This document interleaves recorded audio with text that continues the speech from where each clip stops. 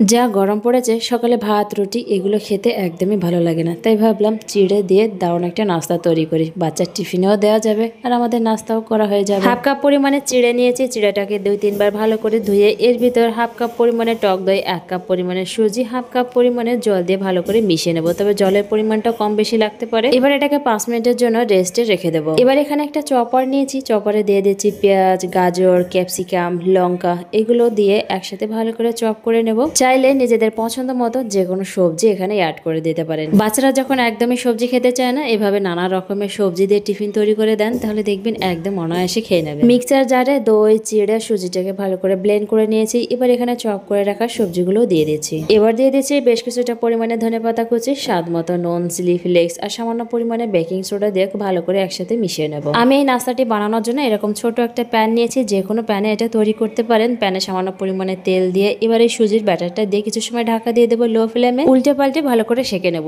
নিজেদের পছন্দ মতো যে কোনো চাটনির সঙ্গে পরিবেশন করতে পারেন, চাইলে টমেটো সসের সঙ্গেও পরিবেশন করতে পারেন।